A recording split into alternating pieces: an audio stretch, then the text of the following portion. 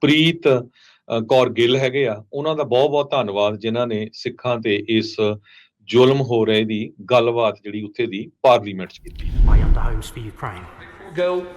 Question number 5.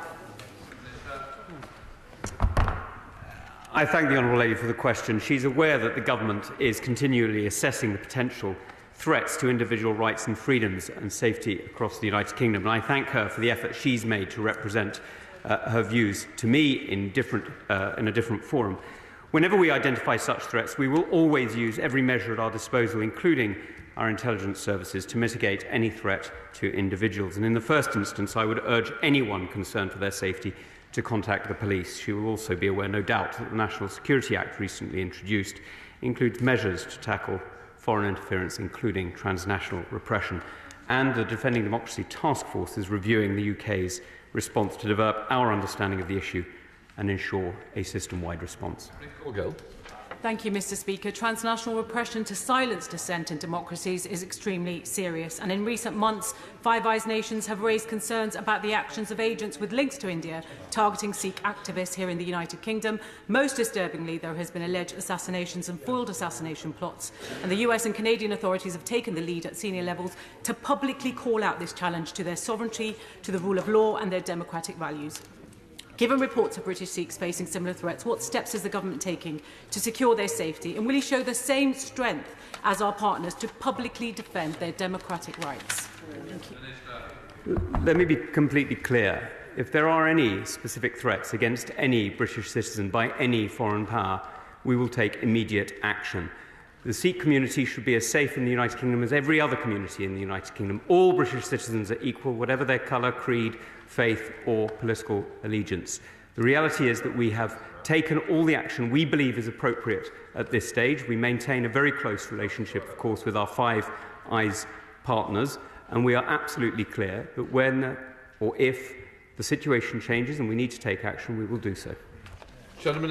Transnational repression ਦੀ ਗੱਲ ਹਰਜੋਤ ਸਿੰਘ ਜੀ, ਅਗਲੀ ਜਿਹੜੀ ਗੱਲ ਆਪਾਂ ਉਸ ਵੱਲ ਵੱਧਦੇ ਹਾਂ ਤਾਂ ਟਰਾਂਸਨੈਸ਼ਨਲ ਰਿਪਰੈਸ਼ਨ ਦੀ ਜਿਹੜੀ ਗੱਲ ਆ ਉਹ ਲਗਾਤਾਰ ਸੁਣ ਰਹੇ ਹੈਗੇ ਆਪਾਂ।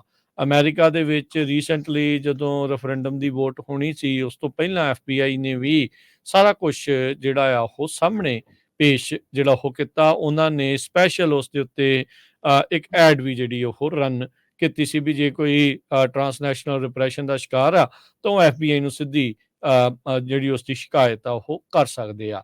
ਹੁਣ ਇਹ ਮੁੱਦਾ ਰਹਿ ਕੇ UK ਵਿੱਚ ਵੀ ਉੱਠਦਾ ਰਿਹਾ ਆ ਵੀ UK ਦੇ ਵਿੱਚ ਆਪਾਂ ਦੇਖਿਆ ਵੀ ਕਿਸ ਤਰੀਕੇ ਦੇ ਨਾਲ ਹੁਣ ਜਿਹੜੀ ਦੂਜੀ ਜਿਹੜੀ ਸਿੱਖ MP ਬਣੀ ਸੀ ਉੱਥੇ ਦੀ ਪ੍ਰੀਤ ਕੌਰ ਗਿੱਲ, ਉਹਨੇ ਇਹ ਮੁੱਦਾ ਜਿਹੜਾ ਹੁਣ ਚੱਕਿਆ ਆ। ਉਹ ਇਹ ਕਲੇਮ ਕਰਦੇ ਆ ਆਪਣੀ ਗੱਲਬਾਤ ਦੇ ਵਿੱਚ। ਉਹਨਾਂ ਨੇ UK ਦੀ ਪਾਰਲੀਮੈਂਟ ਦੇ ਵਿੱਚ ਸਵਾਲ ਜਿਹੜਾ ਉਹ ਪੁੱਛਿਆ ਆਪਣੇ ਮਿਨਿਸਟਰ ਤੋਂ, ਸ਼ੈਡੋ ਮਿਨਿਸਟਰ ਜਿਹੜੇ ਸੀਗੇ ਪ੍ਰਾਇਮਰੀ ਕੇਅਰ ਤੇ ਪਬਲਿਕ ਹੈਲਥ ਦੇ, ਵੀ ਇੱਦਾਂ ਲੱਗ ਰਿਹਾ ਵੀ ਬਹੁਤ ਸਾਰੇ ਜਿਹੜੇ ਬ੍ਰਿਟਿਸ਼ ਸਿੱਖ ਆ ਉਹਨਾਂ ਨੂੰ ਹਿੱਟ ਲਿਸਟ ਦੇ ਉੱਤੇ ਰੱਖਿਆ ਗਿਆ ਆ ਤੇ ਇੰਡੀਆ ਵਾਲੇ ਸਿੱਖਾਂ ਨੂੰ ਰਿਪਰੈਸ ਕਰ ਰਹੇ ਆ ਉੱਥੇ UK ਦੇ ਵਿੱਚ। ਮਿਡਲੈਂਡ ਵਾਲਾ ਜਿਹੜਾ ਕੇਸ, ਅਵਤਾਰ ਸਿੰਘ ਹੰਡਾ ਹੋਣਾ ਦਾ ਜਿਹੜਾ ਮਾਮਲਾ, ਇਸ ਤੋਂ ਇਲਾਵਾ ਹੋਰ ਅਨੇਕਾਂ ਅਜਿਹੇ ਜਿਹੜੇ ਕੇਸ ਆ ਉਹ ਆਪਣੇ ਸਾਹਮਣੇ ਆ ਜਿਸ ਦੇ ਵਿੱਚ ਆਪਾਂ ਦੇਖਿਆ ਆ ਵੀ ਉਹ ਸਿੱਖਾਂ ਦੇ ਉੱਤੇ ਜਿਹੜਾ ਜ਼ੁਲਮ ਆ ਉਹ ਕਰ ਰਹੇ ਆ ਤੇ ਸਿੱਖਾਂ ਨੂੰ ਦਬਾਉਣ ਦੀ ਜਿਹੜੀ ਕੋਸ਼ਿਸ਼ ਆ ਭਾਰਤੀ ਤੰਤਰ ਆ ਉਹ ਲਗਾਤਾਰ ਉੱਥੇ ਕਰ ਰਿਹਾ। ਸੋ ਹੁਣ ਇਹ ਮੁੱਦਾ ਉਹਨਾਂ ਨੇ ਉੱਥੇ ਜਿਹੜਾ ਉਹ ਚੁੱਕਿਆ ਆ ਵੀ ਟਰਾਂਸਨੈਸ਼ਨਲ ਰਿਪਰੈਸ਼ਨ ਜਿਹੜਾ ਆ ਜਿਹੜੇ ਡਿਸੈਂਟ ਆ ਉਲਟ ਬੋਲ ਰਹੇ ਆ ਉਹਨਾਂ ਨੂੰ ਚੁੱਪ ਕਰਾਉਣ ਦੀ ਕੋਸ਼ਿਸ਼ ਦੇ ਵਿੱਚ ਲੱਗਾ ਹੋਇਆ ਆ ਤੇ ਇਹ ਡੈਮੋਕ੍ਰੇਸੀ ਦੇ ਲਈ, ਲੋਕਤੰਤਰ ਦੇ ਲਈ ਬਹੁਤ ਹੀ ਇੱਕ ਖਤਰਨਾਕ ਚੀਜ਼ ਹੈਗੀ ਆ। ਤੇ ਜਿਹੜੇ ਬ੍ਰਿਟਿਸ਼ ਸਿੱਖ ਆ ਉਹ ਇੱਦਾਂ ਲੱਗ ਰਿਹਾ ਆ ਵੀ ਇਹਨਾਂ ਦੀ ਹਿੱਟ ਲਿਸਟ ਦੇ ਉੱਤੇ ਹੈਗਾ ਆ ਤੇ ਬਹੁਤ ਇੱਕ ਡਿਸਟਰਬਿੰਗ ਚੀਜ਼ ਹੈਗੀ ਆ। ਸੋ ਕਹਿੰਦੇ ਵੀ ਅਸੀਂ ਮੈਸੇਜ ਘੱਲਣਾ ਚਾਹੁੰਦੇ ਆ ਬ੍ਰਿਟੇਨ ਦੇ ਵਿੱਚ ਵੀ ਇੱਦਾਂ ਦੀ ਇੰਟੀਮੀਡੇਸ਼ਨ ਜਾਂ ਇੱਦਾਂ ਦੇ ਜਿਹੜੇ ਥ੍ਰੈਟ ਆ ਧਮਕੀਆਂ ਆ ਸਿੱਖਾਂ ਜਾਂ ਕਿਸੇ ਵੀ ਕਮਿਊਨਿਟੀ ਦੇ ਉਲਟ ਉਹਨਾਂ ਦੀ ਕੋਈ ਜਗ੍ਹਾ ਨਹੀਂ ਹੈਗੀ UK ਦੇ ਵਿੱਚ। ਸਰੋਤਿਆਂ ਨੂੰ ਯਾਦ ਹੋਊਗਾ ਵੀ ਪਿਛਲੇ ਦਿਨਾਂ ਦੇ ਵਿੱਚ US ਦੀ ਕਾਂਗਰਸ ਦੇ ਵਿੱਚ ਵੀ ਜੋ ਇੱਕ ਕਮੇਟੀ ਹੈਗੀ ਆ ਉੱਥੇ ਕਾਂਗਰੈਸ਼ਨਲ ਬਰੀਫਿੰਗ ਹੋਈ ਸੀ ਟਰਾਂਸਨੈਸ਼ਨਲ ਰਿਪਰੈਸ਼ਨ ਨੂੰ ਲੈ ਕੇ, ਜਿਹਦੇ ਵਿੱਚ ਸਿੱਖਾਂ ਦੀ ਕਾਫੀ ਪਾਰਟੀਸਪੇਸ਼ਨ ਸੀ। ਕਾਂਗਰਸਮੈਨ ਡੇਵਿਡ ਵਲਡਾਹੋ ਤੇ ਕਾਂਗਰਸਮੈਨ ਮੈਰੀ ਗੇ ਸਕੈਲਨ ਤੇ ਡਾਕਟਰ ਇਕਦਾਰ ਚੀਮਾ ਵੀ ਉੱਥੇ ਸੀਗੇ। ਤੇ ਨਾਲ ਦੀ ਨਾਲ KT ਡਿਪਟੀ ਡਾਇਰੈਕਟਰ ਜੋ ਹੈਗੀ ਆ ਪਾਲਿਸੀ ਤੇ ਫਰੀडम ਹਾਊਸ ਦੀ ਵਾਈਸ ਪ੍ਰੈਜ਼ੀਡੈਂਟ ਮਾਰਟਿਨ ਮਿਲਰ ਸੀਗੇ international centre for religious diplomacy ਦੇ।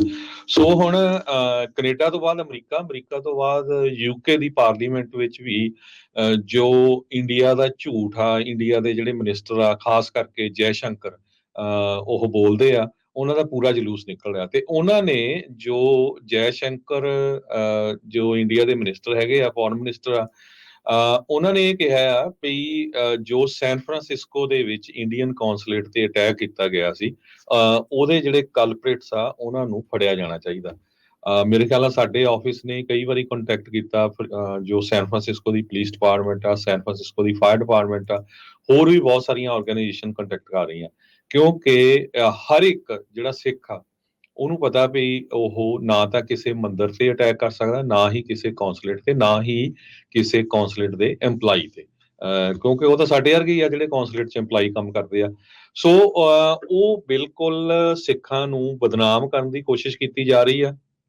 ਫਿਰ ਕਹਿੰਦੇ ਜੀ ਇੰਗਲੈਂਡ 'ਚ ਜਿਹੜਾ ਅਟੈਕ ਕੀਤਾ ਗਿਆ ਸੀ ਉਹ ਵੀ ਬਾਅਦ ਦੇ ਵਿੱਚ ਝੂਠ ਨਿਕਲਿਆ ਵੀ ਬਾਹਰ ਉਹ ਜਿਹੜਾ ਝੰਡਾ ਹੀ ਲਾਇਆ ਸੀ, ਹੋਰ ਕੋਈ ਐਡੀ ਗੱਲ ਨਹੀਂ ਸੀ।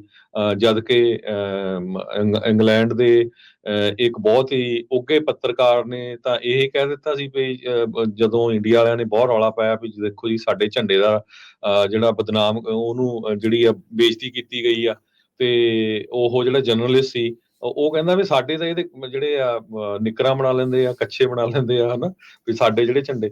ਸੋ ਆਪਾਂ ਇਹ ਨਹੀਂ ਕਹਿੰਦੇ ਹੈਗੇ ਵੀ ਕਿਸੇ ਵੀ ਮੁਲਕ ਦੇ ਜਿਹੜੇ ਝੰਡੇ ਦੀ ਕਿਸੇ ਤਰ੍ਹਾਂ ਬੇਇੱਜ਼ਤੀ ਹੋਵੇ ਜਾਂ ਉਹਦੇ ਨਾਲ ਕੁਛ ਵੀ ਕੀਤਾ ਜਾਵੇ ਗਲਤ, ਪਰ ਗੱਲ ਇਹ ਆ ਵੀ ਬਦਨਾਮ ਕਰਨ ਦੇ ਲਈ ਤੁਸੀਂ ਸਵੇਰੇ ਵੀ ਮਨਦੀਪ ਪੁੰਨੀਆ ਉਹਨਾਂ ਦੀ ਰਿਪੋਰਟ ਸੁਣੀ ਹੋਣੀ ਆ, ਕਿਸ ਤਰ੍ਹਾਂ ਸਿੱਖਾਂ ਨੂੰ ਬਦਨਾਮ ਕੀਤਾ ਜਾਂਦਾ ਤਾਂ ਕਿ ਜਿਹੜੀ ਹਿੰਦੀ ਬੈਲਟ ਆ ਇੰਡੀਆ ਦੀ ਉੱਥੋਂ ਵੋਟਾਂ ਪ੍ਰਾਪਤ ਕੀਤੀਆਂ ਜਾ ਸਕਣ, UP ਬਿਹਾਰ ਜਿੱਥੇ ਹਿੰਦੀ ਸਪੀਕਿੰਗ ਏਰੀਆ ਹੈਗੇ ਆ, ਤਾਂ ਕਿ ਸਿੱਖ ਬਦਨਾਮ ਹੋਣ ਵੀ ਦੇਖੋ ਜੀ ਇਹ ਤਾਂ ਖਾਲਿਸਤਾਨੀ ਆ, ਅਸੀਂ ਉਹਨਾਂ ਨੂੰ ਕੰਟਰੋਲ ਕਰ ਰਹੇ ਹੈਗੇ ਆ, ਤੇ ਉਧਰੋਂ ਵੋਟਾਂ ਬਟੋਰੀਆਂ ਜਾਣ। ਬਹੁਤ ਡਿਟੇਲ 'ਚ ਸਵੇਰੇ ਮਨਦੀਪ ਸਿੰਘ ਪੁੰਨੀਆ ਉਹਨਾਂ ਨੇ ਰਿਪੋਰਟ ਇਹਦੇ ਸੰਬੰਧ ਵਿੱਚ ਹਾਜ਼ਰ ਕੀਤੀ ਸੀ। ਸੋ ਜਿਹੜੇ ਬਾਹਰ ਵਸਦੇ ਸਿੱਖ ਹੈਗੇ ਆ, ਖਾਸ ਕਰਕੇ ਅਮਰੀਕਾ ਦੇ ਸਿੱਖ, ਹਾਲਾਂਕਿ 2 ਵਾਰ ਟਰਾਂਸਨੈਸ਼ਨਲ ਰਿਪਰੈਸ਼ਨ ਦੇ ਉੱਤੇ ਹੀਅਰਿੰਗ ਹੋ ਚੁੱਕੀ ਆ, ਉਹਨਾਂ ਨੂੰ ਹੁਣ ਪ੍ਰੈਸ਼ਰ ਪਾਉਣਾ ਚਾਹੀਦਾ ਆ FBI ਦੇ ਉੱਤੇ ਵੀ, ਸੈਨ ਫਰਾਂਸਿਸਕੋ ਦੀ ਪੁਲਿਸ ਡਿਪਾਰਟਮੈਂਟ ਤੇ ਵੀ ਭਾਈ ਇੰਨਾ ਚਿਰ ਹੋ ਗਿਆ, ਇਹਦੀ ਇਨਵੈਸਟੀਗੇਸ਼ਨ ਕਰੋ ਵੀ ਸਾਨੂੰ ਜਿਹੜਾ ਆ ਬਿਨਾਂ ਕਿਸੇ ਗੱਲ ਤੇ ਬਦਨਾਮ ਕੀਤਾ ਜਾ ਰਿਹਾ ਆ, ਤਾਂ ਕਿ ਪਤਾ ਲੱਗੇ ਵੀ ਕਿਸ ਬੰਦੇ ਨੇ ਇਹ ਜਿਹੜੀ ਆ ਉਹ ਸ਼ਰਾਰਤ ਕੀਤੀ ਸੀ। ਇੱਕ ਵਾਰੀ ਫੇਰ ਤਨਮਨਜੀਤ ਢੇਸੀ MP ਦਾ ਉਹਦਾ, ਤੇ ਉਸ ਤੋਂ ਬਾਅਦ MP ਜੋ ਪ੍ਰੀਤ ਕੌਰ ਗਿੱਲ ਹੈਗੇ ਆ, ਉਹਨਾਂ ਦਾ ਬਹੁਤ ਬਹੁਤ ਧੰਨਵਾਦ ਜਿਨ੍ਹਾਂ ਨੇ ਸਿੱਖਾਂ ਤੇ ਇਸ ਜ਼ੁਲਮ ਹੋ ਰਹੇ ਦੀ ਗੱਲਬਾਤ ਜਿਹੜੀ ਉੱਥੇ ਦੀ ਪਾਰਲੀਮੈਂਟ 'ਚ ਕੀਤੀ ਹੈ। ਜੀ ਬਿਲਕੁਲ, ਇਹਨਾਂ ਦਾ ਅਸੀਂ ਵਿਸ਼ੇਸ਼ ਤੌਰ ਦੇ ਉੱਤੇ ਧੰਨਵਾਦ ਕਰਦੇ ਹਾਂ। ਤੇ ਜਿੱਥੇ ਵੀ ਜਿਹੜੇ ਮੁਲਕਾਂ 'ਚ ਵੀ ਬੈਠੇ ਇਹ ਮੁੱਦੇ ਜਿਹੜੇ ਉਹ ਚੱਕ ਰਹੇ ਆ, ਇਹ ਬਹੁਤ ਅਹਿਮ ਨੇ, ਇਹ ਬਹੁਤ ਜ਼ਰੂਰੀ ਨੇ, ਤੇ ਚੰਗੀ ਗੱਲ ਆ ਵੀ ਇਹਨਾਂ ਦਾ ਜਿਹੜਾ ਉਹ ਇਸ ਟਾਈਮ ਸਾਹਮਣੇ ਸਾਰਾ ਕੁਛ ਆ ਰਿਹਾ ਹੈਗਾ ਆ।